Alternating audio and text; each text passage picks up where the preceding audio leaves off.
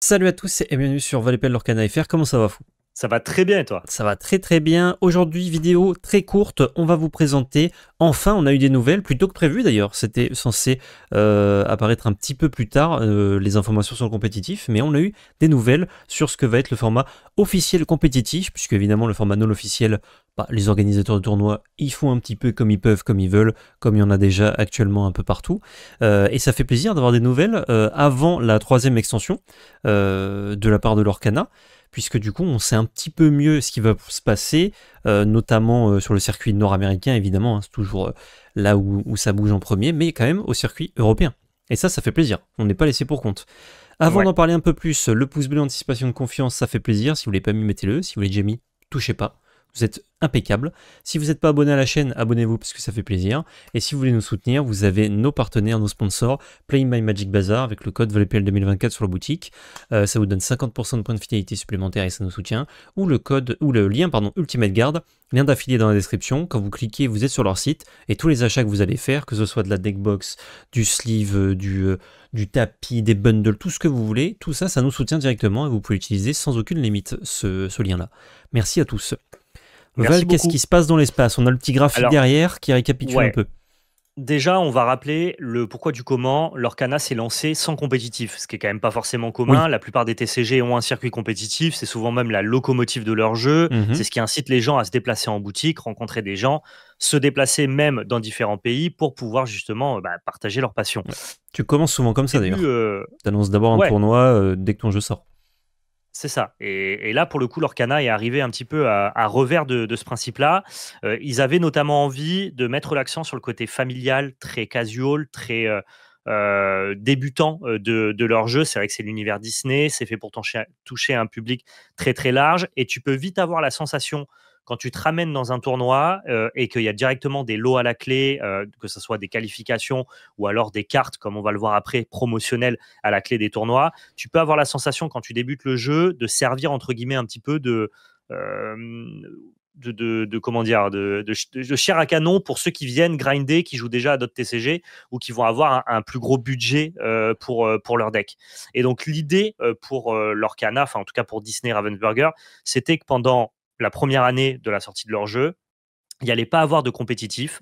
Les gens qui allaient jouer à l'Orcana, ils allaient y jouer pour le plaisir de découvrir la mécanique, pour partager, que ça soit en famille, entre amis, faire des tournois en boutique, mais où il n'y a rien à gagner à la clé, si ce n'est les dotations de boutique habituelles, pour que les Booster. gens aient le temps, pour attirer, entre guillemets, pour prendre le temps d'attirer un public beaucoup plus casual et familial, quitte ensuite à lancer du compétitif pour les plus férus d'entre eux. Mais en tout cas, c'est vrai que si tu arrives dans un univers sain, où tu es arrivé dans une boutique, que tu as pu apprendre à jouer à l'Orcana, que tu n'as pas eu la sensation de te faire farmer par ceux qui savent déjà jouer, peut-être qu'une fois que tu connais le jeu, tu auras envie de faire du compétitif après. Tu n'auras pas ce côté un peu gatekeeping que peuvent avoir d'autres TCG.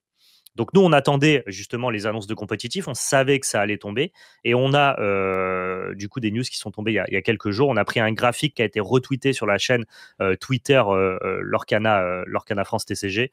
On vous mettra les liens évidemment en description, qui du coup met en place un circuit très simple avec des challenges qui seront du coup des événements boutiques à partir de mai 2024. C'est ça. Ces challenges-là Qui sont pas les qualifient. tournois d'habitude, ce sont des tournois spécifiques. Ah C'est ben pas les oui, bien tournois de sûr. FNM boutique classique, je veux dire, c'est des tournois Non, non, spéciaux. justement, là, exactement, on a de la qualification à la clé. Le top 4 de chaque événement se qualifie pour un gros championship européen et un championship nord-américain. Et les meilleurs compétiteurs de ces championships-là, qui arrivera donc du coup à la fin de l'année 2024, seront qualifiés pour les championnats du monde début 2025. Donc on a un schéma qui est vraiment classico, très très simple, hein.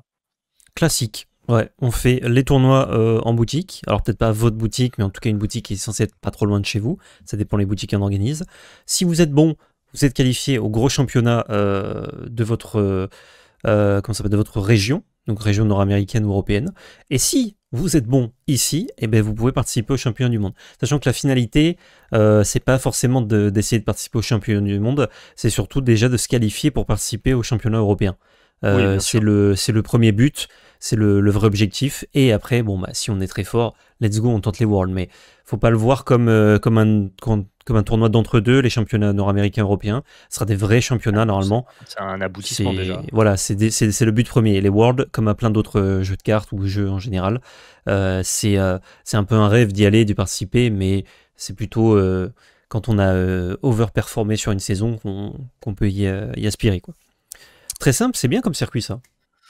Ouais, c'est simple, clair, précis, concis. Tu sens quand même que c'est un circuit justement simple parce que l'Orcana, je pense qu'au début, ils ciblent pas spécialement les joueurs professionnels, les grinders. Tu vois, on nous parle pas de cash price. Tu sais, dans un autre Mm. TCG, quand ton circuit il est annoncé, c'est en mode OK, pour l'année 2024, il y a 2 millions à la clé répartis sur 4 tournois.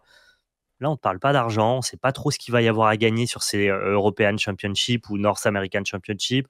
Sur les Worlds, pareil, on ne sait pas où ça va se passer, on ne sait pas combien. C'est presque un teasing, c'est un début d'annonce, quoi. On ne sait pas exactement Ouais. les tenants, les aboutissants de tout ça. J'ose espérer que Disney, Ravensburger vont nous faire un championship, un World Championship de folie. Tu vois, ça peut être par exemple à Disneyland, c'est où? C'est à Orlando, je crois, aux Ouais, États-Unis, c'est ça. Mais il y en a deux, je avec crois. énormément de budget, un truc giga cool et tout.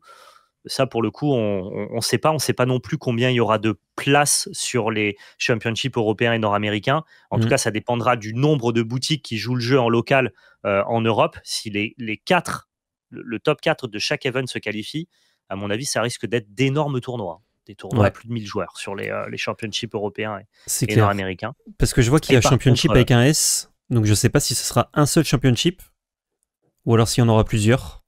Je sais pas si le S c'est parce qu'il y a un européen, un nord-américain ou s'il y a plusieurs de chaque. ou est-ce que c'est justement ce qui est le cas notamment sur les card games de Bandai? En gros, tu te qualifies pour les France, pour le championnat italien, Mm. pour le championnat allemand, et ensuite tu vas au World. Ah Il y a ouais, pas forcément la step européenne, et là peut-être que ça passera justement par justement des trucs plus centrés sur les pays que sur l'Europe. Ça, je sais pas. ce serait plus logique, ouais, et c'est un peu plus. Enfin, dans la tête des gens, c'est un peu le schéma classique, quoi. T'as Ouais, ton c'est petit tournoi surtout plus régional, simple de te local, déplacer, quoi. voilà, puis ensuite dans ton pays, mais genre à capitale ou une grosse ville, puis Ça, et ensuite dans ton dans pays, le tu as monde. gagné, tu vas directement au World. Exactement. Ouais. Donc, à voir. Ce qu'on sait, par contre, pour les premières dotations, c'est les dotations Oui. des challenges, qui, eux, vont quand même être dotés de manière vraiment très sympathique. Mm. Alors, encore une fois, on parle pas de cash price et compagnie. Là, c'est juste c'est un peu la carotte qui fait déplacer les gens en boutique pour que ces challenges-là soient un petit peu fréquentés. Et on Ouais. a, pour le top 4, une magnifique carte de Stitch, Ouais. une version alternative promotionnelle. Et pour le top 2, un magnifique tapis champion. Ça, pareil, skin alternatif et tout, c'est un peu commun dans le TCG, quoi. Ouais. Très très cool, très joli. Merci beaucoup à Dark Penguin pour les Pour le visuels visuel. que nous avons trouvés sur Twitter. Ils sont Le Twitter très jolis, sera dans la très quali. description. Et j'ai même une petite image du Stitch un peu plus grand que je vous mets sur le côté, puisqu'il est vraiment délicieux. En plus, très bonne carte. On se doute, du coup, avec ce choix de promo, du coup, qui sera disponible fin 2024. Enfin, non, entre deuxième moitié 2024 et fin 2024, pardon. Que du coup, c'est une carte qui est censée rester dans le méta, rester là en termes de puissance. Donc, c'est un petit indicatif aussi sur le futur du jeu.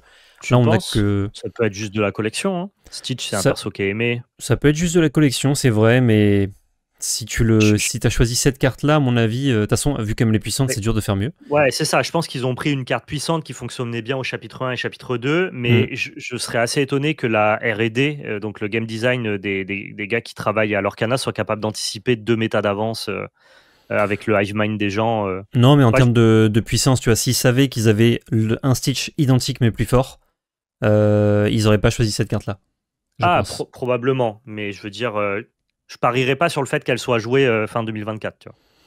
On sait pas. En tout cas, moi, ça m'étonnerait pas, hein, vu que elle a pas bougé du tout entre les deux premières extensions. Bah, Mais elle est très très cool. jouée actuellement, tu vois. C'est ça qui est un peu étonnant, justement. Ah ouais? Ah ok. Parce qu'encore Ouais, il y a une très. semaine, ça faisait partie des deux meilleurs, enfin d'un des deux meilleurs decks, quoi. Mais en fait, le deuxième meilleur deck, il est Il est trop loin outrageusement moins derrière. représenté que le meilleur. C'est ça le problème, quoi. C'est vrai, c'est vrai. Bon, on verra. En tout cas, très très cool ce Stitch. Moi, j'aime beaucoup le personnage, donc j'aime bien cette version-là. Un peu déçu, par contre, que ce soit simplement une version enchantée d'une carte, alors que pour les cartes promo, les cartes de tournoi, comme ça, tu peux justement tenter des nouveaux skins un peu plus originaux. Là, bah, cette carte-là n'existe qu'en promo, mais ce skin-là, Donc le skin d'une carte enchantée, bah, c'est dans toutes les extensions, il y en a 12, donc c'est un peu dommage. Après, ils commencent timide, ils commencent tranquille, Disney, ils verront plus tard, mais Ouais, je pense que ça va quand même suffire à pas mal attirer les gens, que ça sera une oui. promo qui aura quand même une certaine valeur, même si ça sera assez Ah distribué, là, hein. Il je suffit que parle juste en termes de goût, hein. Je parle pas en termes de valeur, évidemment, ça vaudra pas mal de sous, hein, mais juste en termes de goût, c'est dommage que tu mettes pas un petit stamp, un petit truc. Tu vois, ah, là, t'aimes bien toi? c'est. Moi, j'aime pas trop les stamps Bandai avec, Championship ou, National 2023, Ah, j'aime bien. ouais, je suis pas un grand fan de ça. Ça rend les cartes un peu plus promo, justement, un peu plus uniques. Là, quelqu'un qui, genre, il découvre l'Orcana, il a aucune idée que c'est une récompense de tournoi, il se dit juste, ah, ok, Ouais, ouais, bah bien ça, sûr. c'est. Tu l'ouvres dans quel booster, tu vois. Ouais, ouais, c'est une enchantée d'un set, quoi. Ouais, voilà. Il y a juste le logo en bas, promotionnel, c'est les deux parts de pizza l'une dans l'autre. Mais... Les 2 parts de pizza, ouais, tout Et à en fait. plus, ils ont mis ça à côté du logo rareté, d'ailleurs. C'est la première fois qu'ils font ça, je crois. Ouais. Normalement, il y a que le Ouais, truc ils ont promo. voulu absolument conserver le logo des enchantés, c'est marrant. Ouais. Ah, je la trouve jolie, je pense que ça va bien attirer les gens, je pense que d'ailleurs moi-même si jamais il y a un tournoi près de chez moi, j'irai le faire bien évidemment et Et oui, puis si on arrive à pareil. se qualifier, on partira, sur On ira l'European plus loin. Championship avec grand plaisir. Exact. Bon, en tout cas, c'est des annonces qui font plaisir, hein, parce que vu qu'ils avaient annoncé d'abord que le format compétitif commencera avec entre la troisième et quatrième extension, là où le jeu du coup se développera un peu plus profondément au niveau des mécaniques, notamment par rapport à ce qu'ils ont déjà dit, on suppose qu'il va y avoir les cartes qui permettent d'être jouées pendant le tour de l'adversaire, qui devraient arriver à peu près à cette période-là. Donc, je suis assez étonné qu'on ait déjà toute la roadmap de comment ça va se dérouler. Alors, on n'a pas les lieux, pas les dates, tout ça, mais on a des environs, ce qui est déjà pas mal, plutôt qu'ils annoncent ça au dernier moment. Et en plus, du coup, ce sera environ à la troisième extension, la quatrième extension, pardon, où on va C'est commencer à ça. faire les gros événements boutiques, plutôt que d'avoir l'info à la quatrième extension. Et ça, c'est pas mal. Ouais, c'est un teasing, mais ça permet aux gens de se projeter, de se Ouais, préparer et c'est plutôt sympa. En tout cas, nous, on attendait un petit peu des news du compétitif, on est content et on vous les partage. exactement. Fin de cette vidéo, pouce bleu, commentaire, partage, abonnement, réseaux sociaux dans la description avec notre chaîne Twitch, ValPL Magic Arena FR. Et surtout, n'oubliez pas, c'était de la belle magie. C'était de la belle magie.